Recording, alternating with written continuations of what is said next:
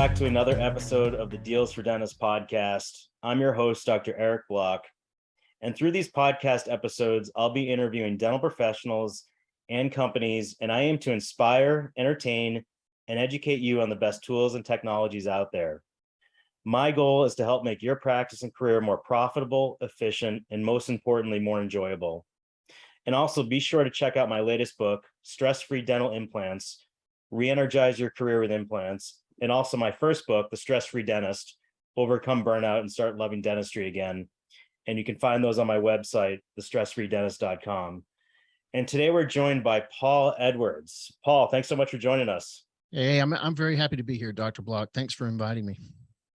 Now, Paul Edwards is the founder and CEO of Cedar HR Solutions, which is a leading provider of HR software, one-on-one expert HR guidance, and custom employee handbooks for private dental practices in all 50 states and Washington, D.C. Paul shares practical ideas and guidance on leadership, managing employees, and employment law compliance for better team management and HR decision-making on his blog at hrbasecamp.com and his weekly HR podcast, What the Hell Just Happened? And today's podcast title is Company Culture and How It Can Make or Break Your Business. And Paul, first I just wanted to, I have so many questions to ask you, but I wanted to find out how you got involved with helping dentists. I think like any, and I have been able to grow this great business. It started in like 2006. Pure dumb luck. I was the position where I was in life at that time, put me in a position because I had been, of all things, Eric, negotiating contracts with record labels. And because at one time in another life, I had a couple of businesses where I had as many as 60 employees.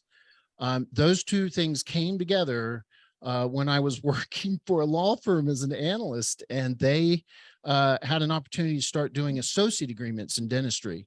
And so they looked to me because I had this expertise in business that they didn't have. And I had this experience in negotiating these agreements, and they kind of somehow linked up to work. And then one day, and I don't mind sharing this, a doctor said, "Man, you did such an amazing job of coaching me and my associate through this. You must know a lot about employee handbooks." And I said, "Why, yes, I do, doctor. Do you have one? Would you like to send it over?" And it was just serendipitous. So, but on top of doing associate agreements, we started doing employee handbooks. It took me a couple of years to get my feet under me there, and a lot of lawyers getting involved and stuff. But that's the story here. And did it just kind of snowball? Like you met one dentist and then you met another, and it just kind of from networking, it just evolved from there? Yep, we were lucky enough to be recommended by a couple of the top coaches at the time, and they just started telling their folks they had to come to us, and that's how it got. That's how it started, and then one thing led to another, and we built the model. I love just kind of hearing the stories of how people got involved with dentistry. So tell me a little bit more about Cedar. What do you actually do? I know you're an HR company, but how does that apply to dentistry? So what we do is we provide compliance first. So we help you comply with local, like even in your county, state and federal laws. And we create a comprehensive employee handbook for you. But our main goal and our main job and what we do for our members is we help you solve HR problems. So we can actually, within the context of what the laws are, so we have to solve problems in California sometimes differently than we would solve them in, say, Connecticut or South Dakota. Same problem can crop up in every office, but we might have to take a different approach. And so we use that compliance mechanism first. And then because of our experience, we take over 12,000 calls a year from more than 3,000 dentists. So we're also learning about what's going on out there.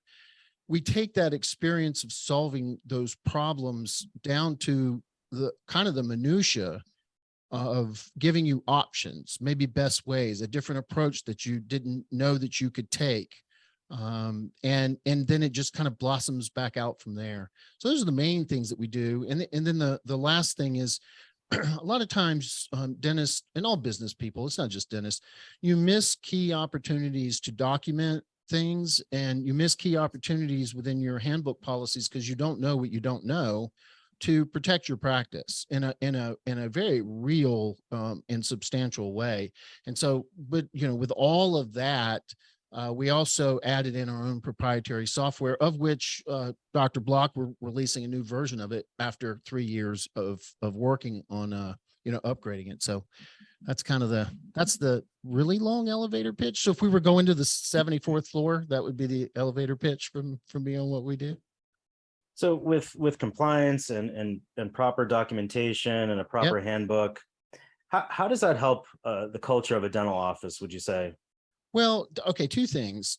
First of all, I can't ask someone else to be accountable, and if I'm not accountable, like I can't ask you to be on time if I'm not on time. That's a good example of co-accountability. But overall, if you're not in a good place, you're vulnerable when it comes to employment law and understanding how you can solve problems. You've got a bunch of gossip going on and people talking about salaries and all sorts of things like that. A good example is you think you should tell them that they have to shut up about that. And that's actually a violation of federal law. You cannot do that. And so these are the little tidbits that people don't know. So first part of culture is your own accountability and making sure that you're taking care of your employees. And by the way, when I say your own accountability, it creates policies that actually protect you. So Eric, again, I like to give a little example. That policy in your handbook that tells people they have to tell you about a problem like sexual harassment so that you can do something about it is actually a really strong protection for your practice when it's written properly. On the other side, you use the word culture. I will say this, Eric, if you don't create culture, like all of the components, and we could talk about that briefly. If you don't create culture, your team will create a culture for you. And that's what I learned when I had 60 employees, is I could never figure out why sometimes things were good and sometimes things were bad. And I was always, I thought, a good leader and a good manager. Everybody liked me. I could be tough if I needed to be. I could let someone go and not go throw up in the alleyway. I could do what I needed to do to protect the business, but I would look around me in these swaths over a 15-year period and I go, why is it so hard and bad right now? And then it'd be like, wow, we're doing such a great job here. We're running on, all 8 cylinders. And what I learned years later was that my teams were creating culture, and some of the combination of the teams based off of God knows what were creating good culture. And then all of a sudden I would have what we would call the opposite of a good culture, and all the problems that you have with that. And so I think the biggest lesson is if you don't control your culture with the components that make culture, and it's not just your core values, someone else will do it for you. And this, I imagine, gets exceptionally more profound as you add more employees to your team. So, if you're a young dentist opening up a practice and you just have 1 employee, as you start to grow and you add 2, you add 3, my practice, we're up to 20. As you grow more and you get bigger, which is the ultimate goal, but you need to have that accountability and that culture in place, and it gets more important as you grow, correct? It really does, because it gives everybody on the team to something to rally behind and align to. It can help you with your hiring. It can help you with your firing decisions, but most importantly, it can help you business wise. When you create, again, when you put all those components in place that make a good culture, it can be quite powerful for the business. Now, the thing that I was taught was that once you got to 15, 10, 12, 15 employees and a certain amount of income, that's when you should start learning about, mission, vision, purpose, business planning, and all those things. And in fact, the courses that I went into, you had to have your business at a certain level or you couldn't even get in there. And and that's not wrong. That's not incorrect. That I think, you benefit from it greatly as you grow, because you've got to align managers. I mean, there's just so much, and a business can't self-run if 1 or 2 people are always trying to realign things and direct things. So you got to give things over to other people. But I guess the message I want to deliver in this podcast and for the next, if anybody who, anybody who'll listen to me, is that I wish I knew some of these components when I first had even 1 or 2 or 3 employees. I wish I had been practicing and kind of reading and using the little bits and pieces that would apply to me, and kind of building that foundation for understand how strategic HR and strategic business planning fit right together in a small business. Because, Eric, if you if part of your business plan is to fill more hygiene slots, there's a direct line to whoever is going to do that in your business. It's not, there's no departments here. It's like, this is what we're going to do. It's Sally's job to do it. And your people and your business goals connect. Do you find that dentists wait too long with hiring an HR company like yours, or do they wait until a problem has surfaced? Is that when they're calling you? Yeah, it's usually they've had something scary happen and they're coming to us and they don't want it to happen again. And they've been, they've had to, they've been frightened by something. That's one of the ways. More and more, Eric, we're getting dentists fresh out of dental school who are opening practices. We have a program for them, something to bring them along and help them learn and manage employees and know what their obligations are. We really get people on all walks. A big trigger for us is that someone appoints an office manager, and, you bring someone up or you bring someone in, I swear it doesn't matter how much experience they have, they're still not an expert in HR. And so if you're a doctor and you've put somebody in charge of it, you want to give them all the tools that you can give them for success. And we are definitely one of those tools.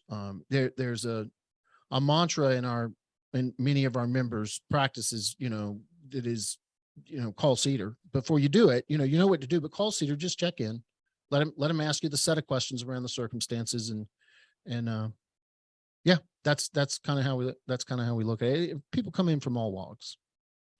Yeah, I compare HR and culture, and I compare it to a lot of things that I didn't learn in dental school. Yeah. I came out with the bare minimal clinical skills. I had 0 business skills, 0 leadership skills, I had 0 HR skills, and I think that most dentists fall somewhere in line there. So it's so important to have a company that specializes in this, because what you don't want to happen is where you get into legal trouble. And I think having that handbook, would you say the handbook is really the kind of the baseline and the most important thing of what you provide? Yeah, we can't protect you, and we can't put the natural protections that are allowed you as an employer in place if we don't have that book in place. So, obviously this is something a lot of people do, a lot of business owners do, not just dentists, but they try to create their employee handbook around a set of ideas and thoughts around rules that would cure problems in your practice. So, holding people accountable to, how many times can you be late? How much vacation time do you have? And all of these things, and I could do, a litany of things. All these things are important, but a lot of them have specific laws and rules around them. And some of the laws that we see are practices come in that they've put in their employee handbook don't even apply to them. So they're forcing something on themselves because they don't have a full understanding. Hey, I'll make one other point about that handbook. Not only is it a problem solver, but it also helps your employees solve their own problems. So a really common problem that we have is a smaller practice is never dealt with or only occasionally dealt with maternity leave, doesn't really have a solid policy in place, or they've got the wrong policy in place. And an employee comes in to take advantage of maternity leave and you don't know what to do. I mean, you don't know what to do. And then you do something and say, well, I'll deal with it. And then you find out you don't have a mechanism for making them return. And you don't have a mechanism for protecting yourself if you don't want them to return for some reason, which, by the way, everybody, not a good idea. There's a lot of things there. I mean, there's a mechanism in our employee handbook, and now everybody else has copied it, that helps us in embezzlement investigations. I mean, and I could just keep going and going and going. And I'm not saying CEDAR made these things up, although some of what we do is unique. Eric, because we're talking to 3,000 dentists solving their problems every day.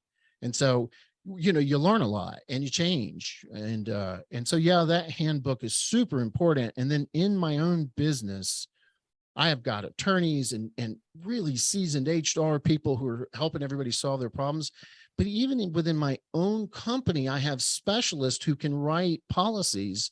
And I have amazing HR solvers who couldn't write a policy if their life depended on it, at least not to the standard that we want.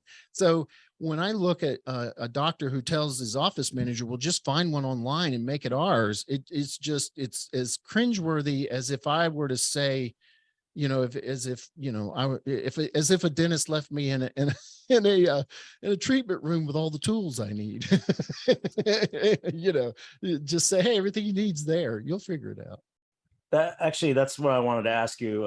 If someone's just going to Google an Oh, HR handbook, how much is a two-part question? How much does the handbook vary state to state? And how much does it vary practice to practice? Because every dentist is different. yeah. Is it customized to that dentist? Has to be customized to the dentist, to the number of employees they have, and to their location. So that, and again, we're going to use California as the prime example, because sometimes you can be in San Francisco and have a law apply to you that a practice in the county that San Francisco in does not apply to you. So that's how specific it can be. And then look, that plays in all over the country. I mean, there's unique laws everywhere. So yeah, it's got to be super customized. And then you want it customized for you where you can customize it, right? Like, there's some things that, one practice gives vacation away a different way than another practice does. And again, there are a litany of what we call choice points in our handbook, and we coach around them.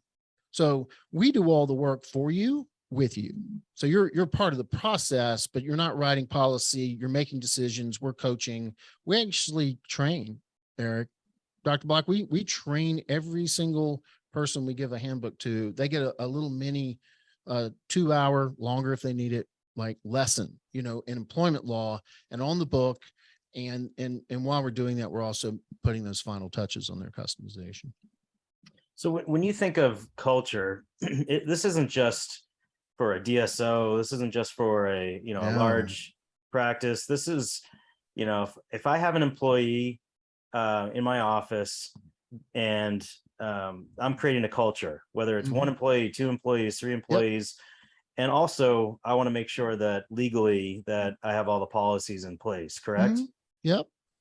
You do. So when you think of, culture, that it starts from the very beginning. Now, do you actually help, dentists? Some may not know what their core mission or core vision is. They're just getting out of school. It sounds like from this handbook and or initial consultation that you're having, you're almost guiding the dentists in what they kind of see their core vision to be. Is that right? Well, when it comes to HR and how they're going to treat their people and where they are business wise, because a new practice with limited funds and just getting started can't do what maybe a better run practice. And by the way, better run just means you've found some difference makers. You've set some goals. You kind of know what your purpose, your mission, your vision is. Your team's bought into it. These are the things that we're trying to get you to. So you do start that first introduction to culture is that you have this base of fairness and compliance. I know that sounds really boring, but you have this in place so you have something to build upon. Culture is a big word that encompasses a lot of things. Strategic planning itself, you asked, what do we do to help them with it? Well, I'm creating podcast right now. So you talked about what the hell just happened. I'm beginning to talk a lot about culture. There's so much out there ahead of me, other people talking about this. There's a lot of material in the world, but my focus and my passion for the last year or so, and it was supposed to start 2 years ago, but something happened. You remember what the hell just happened about two and a half, 3 years ago, and kind of sidetracked us into, having to go there. And so I picked this conversation back up. We're creating courses for it. We're inundating our own team with it. So I'm actually, I hope you can hear, I'm very excited about this. Again, I wish someone had exposed me to these things, these ideas, so that I could have formulated my own way of using them way sooner than when I finally found out about it, and then it takes another 3 years to figure it out. So yeah. You're mentioning COVID and the quarantine. Had you seen anything quite like that as far as, No. I mean, we were Cedar and your team, really helped us. But it was just so unprecedented. And you really helped us along with with it actually, I think, almost kind of created this bond with the team and the culture. I actually feel like it made us stronger because from your advisement, we kept in touch with the team. We you gave us guidance. Had you ever seen anything quite like that before? Look, we joke, all companies have inside jokes, and ours is pretty much, there is no such thing as an HR emergency. It just doesn't exist for the most part. I mean, there are some things, but Dennis listening to me, and even office managers listening, everybody who walks through the door is like, I have an emergency, something's going on in my mouth. Can you please help me? We get that too. And we just used to say there are no HR emergencies. It's okay. Let's get everybody calm down. And we had an HR emergency that, really the initial emergency lasted 6 months. It took a toll. It took a toll on all of us. It took a toll on my team. We had to stay at emergency level for almost 8 straight months. And it's, I lost a few good people. They stayed, they got us through it, but at the end they were like, I can't do this anymore. It had both positive and negative impacts on us as a business. We've had to change a lot of things about what we do and how we do it. And, Dr. Block, I'm kind of happy about that in some ways. If I'm going to put a silver lining to it, there are some good things that came out of it. And it forced the whole country and all businesses to shift together. And I think in some ways that's not such a bad thing. And so the podcast is titled "What the Hell Just Happened in HR." Is that typically, how a dentist is calling you? Something happened, and they're like, "What the hell just happened?" Like, all of a sudden, they're presented with this problem, and they're calling you for help. Yeah, it's pretty much either let me tell you what the hell just happened, or could you explain to me what the hell just happened? Because I don't understand what's going on here. Or they do understand, they don't want to understand it. And they're calling in for some kind of help for crisis management or not crisis management too, Dr. Block. I don't want to think like we're not an emergency helpline. We can be, but we do help solve a lot of just day-to-day problems. Like, I have an employee who needs to go on maternity leave. What kind of paperwork? What should I do? What should we do? But yeah, there's a lot of what the hell just happened. Yeah, a lot. Now, what would you say is you mentioned the software that's coming out? Can you mention a little bit more about this software and what's on the horizon for Cedar Solutions? So, 10 years ago, we brought on our first coder and we put some software together. And if you go in our system now, we have a lot of things. There's HIPAA training. We have a really powerful HR vault that works very well on both mobile and desktop. We have some training in there. We have, all sorts of things, state updates, posters, that's part of being a member of Cedar. Well, what we've done is we've changed the interface. We have really robust timekeeping as well for our members. And I'm mentioning that when I say change the interface, we're going to start grabbing information and bringing it into a dashboard so that you can see who's in and who's out for timekeeping wise. You can see who needs to renew their HIPAA training. You can easily see if an employee has signed a new employee has signed their employee handbook. You can see if people have, seen the notice that you sent out, tell everybody it's so-and-so's birthday today, and on and on and on. So that's really what we're up to. And we are framing it right now. So that means that the nerds are somewhere, typing away and writing the code to hook it in. So you're getting this on, I don't know when you're going to drop this podcast, but by the end of 2022, we will have released this new version of our software, and we're super proud of it. Lots of new training, lots of new systems inside of it. And would you consider that part of this is like a documentation portal? You mentioned, Yeah. whether the team has read and signed off on the handbook. Yep. It's all documented in there. So if you need access to it, it's there for the practice. Yep. And you can think of it as a as a sophisticated filing system that you had for the new doctors who are just coming out and listening to this. Believe it or not, there's a thing called filing cabinets. It's a metal box. You used to have like 7 of them and you kept paperwork in them. Well, we do that, reorganize it online. So we have different kinds of folders, different views, managers, and all the way down to the granular where we can send something for someone to view. They don't have to sign it, and we know if they viewed it or not.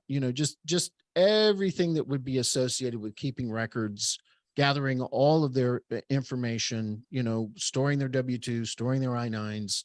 And we're even going into creating a pretty neat onboarding system as well. So that's coming next. So you can go to dealsfordentists.com and you can check out Cedar HR Solutions has a deal for save up to $825 on your custom Cedar employee handbook. So that is awesome that you're offering that. I wanted to ask you, what advice would you give? You've had some great gems for a lot of dentists, but what other advice would you give to a young dental professional or entrepreneur that's just getting started? Your team, your people are the key to your business's success. And with that, you need to, if you can, you need to be the best leader that you can be. And that is something that is an evolution that starts from when you first get a few employees or purchase a practice or start up your practice. That's an evolution that should recur for the rest of your life because things just don't stay the same. The sooner you get good at creating mission, purpose, vision on top of everything else, the sooner you get good at those things, the better it's going to be for you in the long run. I mean, you're going to have people stay longer. You're going to be able to hire more effectively. Believe me, all these things are true. And in the end, you're going to be able to retire sooner. And I swear your business is going to make more money. Your patients are going to be happier. There's so many things that you can get to with focus, pen to paper, plans that change. People who work for you bought into those plans. People who work for you bringing ideas to you to make you better. You need to, if you could get this from day one, that you want to surround yourself with difference makers. These are people who get up to do the thing that they do for you because they love to do that. Now, you might not like dealing with insurance and you might not be the best at marketing, but believe me, there are other people out there who are good at it and you shouldn't have your thumbs in it. You shouldn't be working in it. When you surround yourself with people like that, and it's an evolution too, people come and they go. When you do that, work becomes good for everybody. We have this saying here, our vision is better workplaces make better lives. And it's true. You spend so much time with people. So learn this early on. Just start gathering pieces and parts of it. Nobody has all the answers for you, but the more you know about it, the better off you're going to be.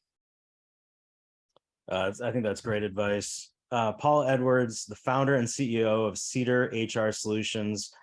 How do we find out more? How do we find out about the podcast, about the blogs, everything that you have to offer? So What the Hell Just Happened in HR is available like across all the platforms. Which, this is the first time I've said that because we just got started. We've dropped like 6 episodes. We got like 10 in the can. So that feels pretty good. Go to our website, Cedar Solutions. That's CEDR Solutions with an S.com. Go to our website and it's okay to fill a form out there. It's not going to trigger a bunch of sales calls or pressure. When you drop into the system, you're dropping into education, you're dropping into a community. You'll be reminded to go to Facebook to join HR Basecamp. It's an amazing place to go. You can contribute there, you can ask questions, or you can just be in the stands and watch what goes on inside of HR Basecamp. But again, I think the thing I want everybody to know, Eric, is there's a ton of free education because that's how we operate. So go to the website, learn a little bit more about us. Don't got to buy anything. Don't have to be a client or a member to start getting a ton of HR education. Paul, thank you so much for joining us. That was a great episode. Thanks, man.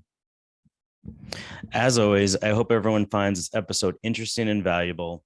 And if you haven't already, consider subscribing to the Deals for Dentists podcast on your favorite podcast platform and our weekly newsletter so you don't miss any of our upcoming shows. And if you're a dental company and interested in becoming a partner and want us to help you reach over 30,000 dentists nationwide, please email info@dealsfordentists.com.